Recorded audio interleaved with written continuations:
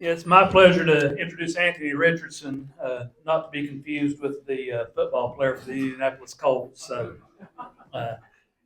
but when I was a young freshman at King College back many years ago, I always heard of these legendary home runs being hit by this gentleman. So he and as I read his bio here, you'll sort of see what I'm talking about. Unfortunately, I didn't ever get to see him play baseball, but I heard plenty of stories. But Anthony, he's a 1986 graduate of Sullivan South High School. Grew up in the Sullivan Gardens community, and he's a 1990 graduate of King College with the BA in Business Administration.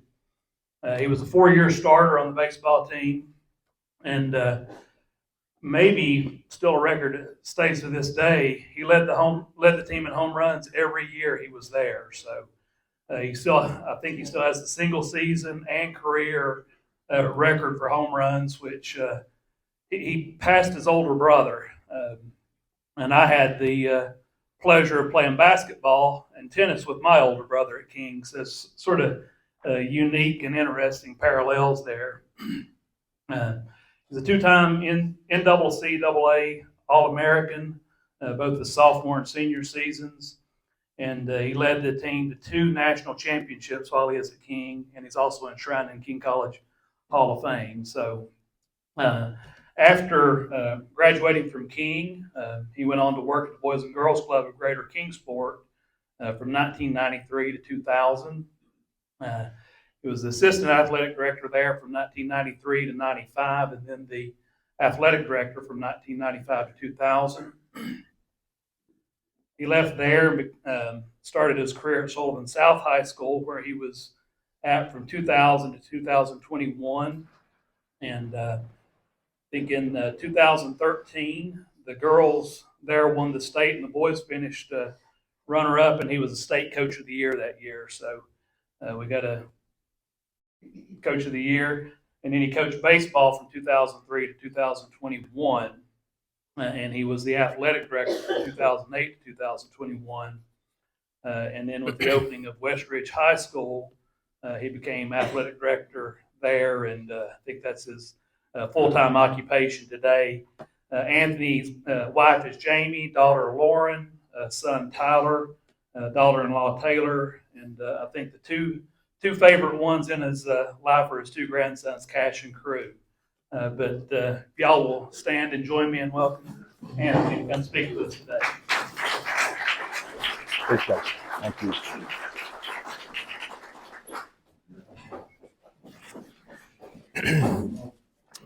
Thank you, Brent, for those kind words. It's been a while since the King days. We've grown up a little bit, I guess. A little bit about the beginning of Westridge. If you all y'all around here, and there was a lot of people that were against it, and the communities wanted to fight for their own community, which is, I think that's a good thing. You got South, Central, and North. All of those wanting to keep their school, and it just wasn't what was meant to be.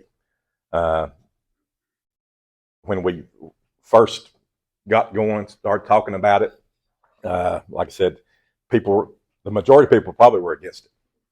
And me being from South, growing up at South, my dad was a teacher there when South was first built. My brother went through there. It was home, and I look back, and there was about maybe eight or 9 years in my whole life that I wasn't a part of that community. But we've come a long way, and things are good. But going back a little bit, when Brent first reached out to me and asked to speak, I thought about, I guess about 40 years ago, when I was a senior in high school. I had the opportunity. I was with the Key Club at South and went for a luncheon at the Old Vermont Inn. And I remember sitting there, and basically what we're doing here today, and I would have never dreamed of ever even have an opportunity to be up here and speak in front of anyone. But that took me back, and I thought it was a good thing.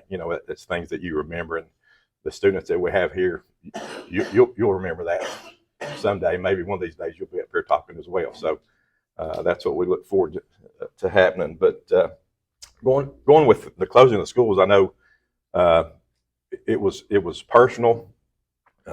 We knew it was going to happen, but you had different emotions. You were leaving your home school, and like I said, a lot of people didn't want it, but then it was there. All right, and getting things ready to go with the athletic department at Westridge. I was coaching baseball the last year at South, but still, I got the AD job. So I was coaching the baseball, but then trying to get ready for all of our sports programs going on at Westridge. And the thing was, we didn't have any coaches. We had to get the coaches in line. There's many challenges, and I'll talk a little bit about the challenges before the school, and then I'll end up talking about the challenges that we have now. But the challenges was, no coaches, no uniforms, no equipment, really no funding other than what each school was going to bring to be a part of Westridge. And luckily, our booster clubs from all three schools stepped up and threw money in and helped us get uniforms. If they wouldn't have done that, I'm not sure what we would have done. Because, with the schools that are in existence, they can probably use some of their JV uniforms or things like that. We had nothing. So fortunately, our boosters club at South, I know they purchased the first set of uniforms for the football team. And, if you're around, if football's not going, then things are going to be in trouble at the schools. But we were fortunate there. Like I said, each school wanted to keep their own, but it just didn't happen. So we got that going. The challenge there was getting our coaches. We hired our coaches. We had to get our schedules made. And then, of course, I guess I got hired, and it took a while before we even got our first football coach. So I had to go get our football schedule ready without even having a coach. And we were behind a little bit there that first year. We only had like 4 home games. And then, of course, the next year we had 6. But starting out, we were behind the 8 ball, and things were rolling, and things just sort of fell in place. People were worried about the 3 schools coming together, the students' bodies coming together. It was amazing that first year at Westridge. Football team hosted a first round playoff game against Cleveland, and they were really good. But we were fortunate enough, we won that first round game. Then we had the pleasure of going down to Maryville. And if you're around DB and things like that, you understand what Maryville is all about. And they took care of us when we went down there. But it was a special year. We won 9 games, and that was great. But then it set the expectations for a lot of folks that we needed to win 9 games every year. I think it's going to be tough to do that, but it was a special year. The players, students, I thought it went better than what people thought. And by bringing those 3 communities together, it had a lot to do with our coaching staff in all of our programs. We've got Christian coaches that are teaching their kids about the Lord, which is more important than anything else that we do. And then if the wins come, fine. But if they know the Lord, then they've already won it, so it really don't matter on the wins and losses. Okay? And I'm okay with our coaches talking to their players about Jesus. That's the most important thing that they can do. If they get in trouble for doing that in the public school system, good Lord will take care of us. And I'm okay with that. But we're fortunate enough with all of our programs, we've got godly coaches working with our kids. And that's what I'm about, and if you're around it enough, people want to see wins. We'd like to win too. But at the end of the life, the only victory they need to know is Lord Jesus. Okay. Sorry about that, but that's what we talk about. Our coaches have a meeting on Tuesday mornings, a Bible study group. Whoever wants to come, that's how they start off their week. On Tuesday, it's every week. They're talking about the word, and that just makes the school feel better. Okay, and we need more of that in our school systems, I think. But like I said, with going back with your challenges, like I said, uniforms,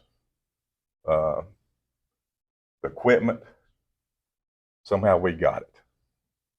And a lot of that has to do with our booster clubs helping out and supporting us there.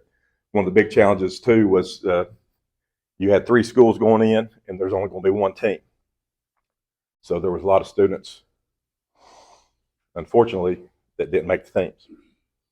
And that was a big worry of mine when we first started talking about combining the 3 schools. We knew that if they didn't make the team, then there's a chance that they would go out and there might be things that they may get into that we hope that they don't. But it was tough. There were a lot of people that would have been starters probably at their other schools, but then they get to Westridge and they get cut. So that was tough, and that goes back to our coaches being able to handle that. I know our basketball coach, Christy Walling. She's a super lady, super coach, and what that she did in combining the 3 schools was special. She had a tough go of it. I know it's hard on her, and all of her coaches. Anytime you make a cut, that's one of the hardest things to do as a coach is making cuts. But we got through it. We're successful and very proud of what they do. The challenges we have now, it's fun. It's going to be funding. I don't know if anyone's aware of how the county works, but anything that we purchase as far as uniforms, equipment like that, it comes from our ticket sales at ball games and sponsors. Central office, they'll pay for our coaches' supplements, and they give us $2,000 each year for transportation. And that's what we get from central office. Everything else is from what we do at the gates, football gates, basketball, volleyball. That's our 3 big ones that we can make money at. But sponsors, we're always looking for corporate sponsors. That helps us perform as an athletic program. We're fortunate enough now. We've got 2 jumbotrons.